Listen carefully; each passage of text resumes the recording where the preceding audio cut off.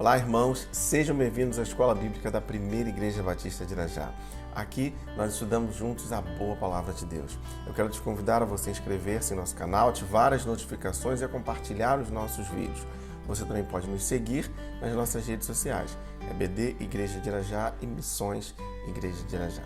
Vamos à nossa lição? Vamos orar? Feche seus olhos. Senhor, te damos graças por mais uma oportunidade de estudarmos a Tua Palavra. Nosso desejo é aprendermos de Ti. Então, que o Teu Espírito Santo ele fale aos nossos corações e que nos ensine nesse momento. Essa é a nossa oração. Em nome de Jesus nós oramos. Amém.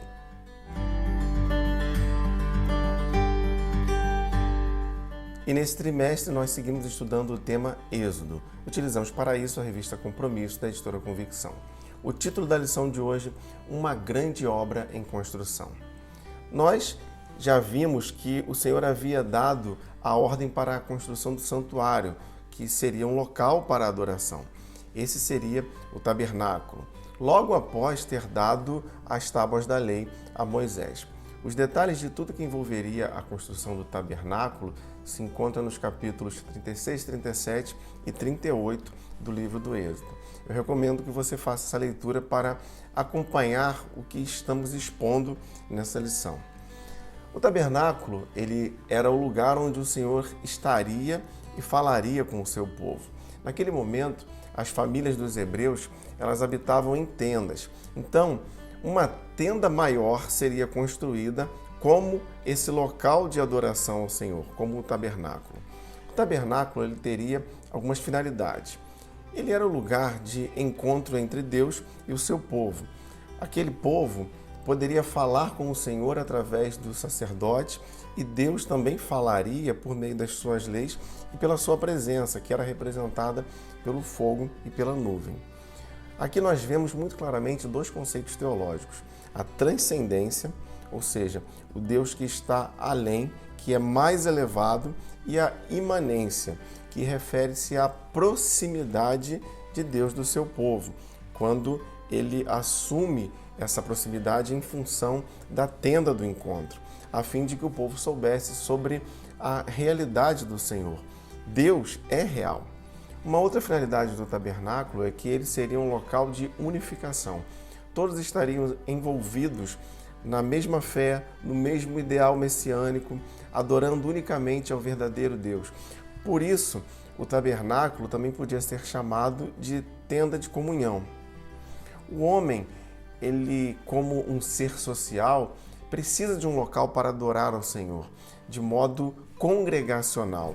É o mesmo princípio que nós vemos reafirmado para a igreja primitiva já no Novo Testamento. Atos capítulo 2, verso 42. Diz que eles se dedicavam ao ensino dos apóstolos e à comunhão, ao partir do pão e às orações. E o tabernáculo também era um marco visível daquela aliança, demonstrando a continuidade do pacto, pois mesmo o Sinai tendo ficado para trás, o povo seria lembrado constantemente da aliança com Deus. O tabernáculo ele também era uma espécie de modelo, um símbolo profético do futuro templo fixo, que será construído em Jerusalém. De certa forma, ele era uma representação da igreja peregrina no mundo. Hebreus capítulo 13, verso 14. Pois não temos aqui nenhuma cidade permanente, mas buscamos a que há de vir. E o tabernáculo também representava uma estrutura espiritual, ainda que fosse uma estrutura física.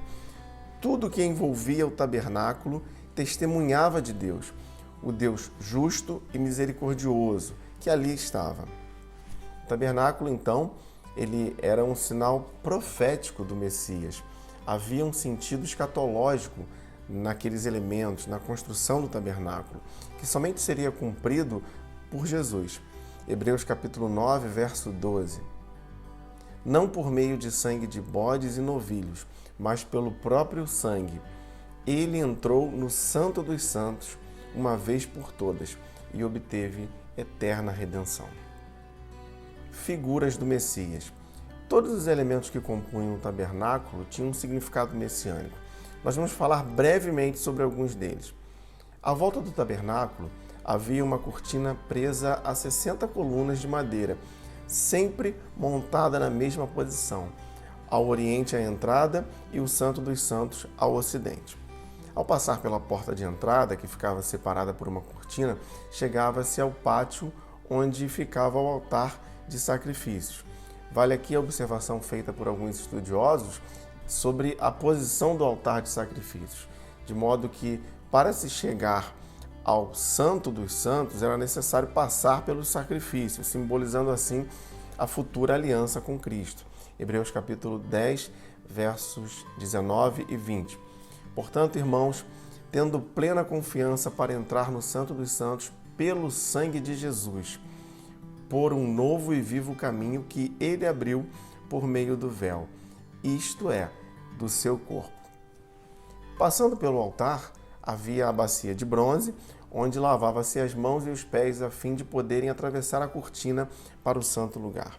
Ali havia o candelabro de ouro com 7 lâmpadas que nunca podiam ser apagadas e também a mesa com os pães da proposição. Nessa mesa havia 12 pães representando as 12 tribos de Israel. Esses pães seriam comidos pelos sacerdotes durante as celebrações. Na mesa também havia um outro vaso de azeite para as unções. Seguindo, havia ainda o altar para a queima de incenso. Ali era queimado o incenso feito especialmente para esse ritual e as brasas desse altar, elas eram retiradas do altar dos holocaustos. Passando pelo véu, adentrava-se ao Santo dos Santos. Somente o sumo sacerdote poderia, uma vez por ano, adentrar ao Santo dos Santos. Ali estava a Arca da Aliança, a peça mais importante do tabernáculo. Dentro dela estavam as tábuas da lei, uma porção do maná e a vara de Arão que floresceu. A vara de Arão, ela falava da autoridade de Arão e seus dependentes. E a amostra do maná, ela representava o milagre da provisão do Senhor para o seu povo. As tábuas da lei, elas estavam ali mostrando os conceitos éticos e teológicos que o Senhor tinha para o seu povo. Eu lembro que a adoração, ela não deveria ser à arca, mas ao Senhor. A arca, ela tinha a função de apontar para o Senhor e para o seu cuidado com o povo. Ela representava a glória de Deus. Morada de Deus. Nós já falamos em lição anterior sobre o significado de guardar o sábado como o de dedicar exclusivamente ao Senhor tempo de qualidade para adoração, deixando de lado tudo o que tira o foco dele. Podemos considerar também que o sábado ele era uma projeção profética do descanso que os salvos têm em Jesus. Hebreus capítulo 4, versos 9 e 10. Assim, ainda resta um descanso sabático para o povo de Deus, pois todo aquele que entra no descanso de Deus também descansa das suas obras, como Deus descansou das suas. E assim como a igreja hoje não guarda mais o sábado como um dia da semana, uma vez que entendemos o seu significado maior, também não praticamos sacrifícios de animais, pois Jesus já sacrificou a si próprio como o sacrifício perfeito, de uma vez por todas, em nosso favor. Hebreus capítulo 10, versos de 10 a 14. Pelo cumprimento dessa vontade fomos santificados, por meio do sacrifício do corpo de Jesus Cristo, oferecido de uma vez por todas. Dia após dia, todo sacerdote apresenta-se e exerce os seus deveres religiosos. Repetidamente oferece os mesmos sacrifícios que nunca podem remover pecados. Mas quando este sacerdote acabou de oferecer para sempre um único sacrifício pelos pecados, assentou-se à direita de Deus. Daí em diante, ele está esperando até que os seus inimigos sejam colocados como estrado dos seus pés, porque por meio de um único sacrifício, ele aperfeiçoou para sempre os que estão sendo santificados. Essas práticas não fazem mais parte da liturgia da igreja nos dias atuais, assim como acender velas ou lâmpadas da menorá, pois Cristo é a nossa luz. Esse registro se encontra no capítulo 8, verso 12 do Evangelho de João. Também não queimamos incenso nos cultos, pois a palavra nos ensina que o incenso são as orações dos salvos. Apocalipse capítulo 8, versos 3 e 4. Ou ainda, o próprio templo do Espírito Santo agora é o nosso corpo. Primeira carta de Paulo aos Coríntios, capítulo 6, verso 19. Entendendo, então, a contextualização do tabernáculo, nós vemos que ele simbolizava profeticamente a habitação de Deus no coração dos adoradores por meio de Cristo. Cada crente é um templo do Espírito Santo. Primeira carta de Paulo aos Coríntios, capítulo 6, verso 19. Acaso não sabem que o corpo de vocês é santuário do Espírito Santo, que habita em vocês, que lhes foi dado, e que vocês não são de si mesmos? Então, irmãos, se somos santuários de Deus, simbolizando a sua presença, que possamos viver uma vida digna e demonstrar verdadeiramente o Deus que habita em nós. Vamos orar mais uma vez? Te damos graças, ó Deus, pela Tua palavra. Que dia após dia possamos viver uma vida digna e demonstrar a Tua presença em nós, demonstrar o Teu Espírito Santo que habita em nós, pois somos o Teu templo. Pai, se alguém ao alcance dessa lição ainda não tem essa certeza, que essa decisão seja tomada hoje. Que entregue a sua vida a Jesus, reconhecendo Jesus como seu único Senhor e Salvador. E nesse momento, então, que o Espírito Santo passe a morar nessa vida. Eu oro agradecido, ó Pai, em nome de Jesus. Amém.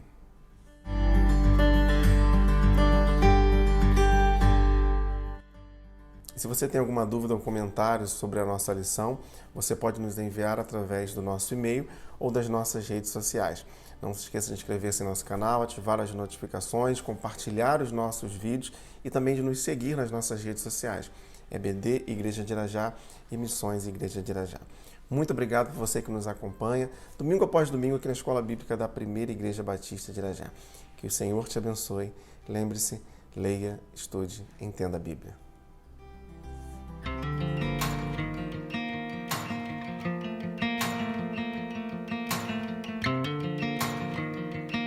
Viva a compaixão. Gálatas capítulo 2, verso 20. Fui crucificado com Cristo. Assim já não sou eu quem vive, mas Cristo vive em mim. A vida que vivo agora no corpo, vivo-a pela fé no Filho de Deus que me amou e se entregou por mim. Irmãos, esse é o tema da campanha de Missões Mundiais 2022. Viva a compaixão. A compaixão é o desejo de aliviarmos o sofrimento de alguém, uma ação gentil na direção do próximo. Jesus é o grande exemplo de compaixão a nós. Nas Escrituras nós vemos que Jesus olhava as multidões e o texto vai nos dizer que ele tinha compaixão daquelas pessoas. Então essa deve ser uma característica de nós cristãos. Vivermos servindo aos outros, demonstrando compaixão. Seja você alguém que demonstra compaixão, indo àqueles que estão carentes, mobilizando missões, orando pelo trabalho missionário e também ofertando. Viva a compaixão. Que Deus nos abençoe.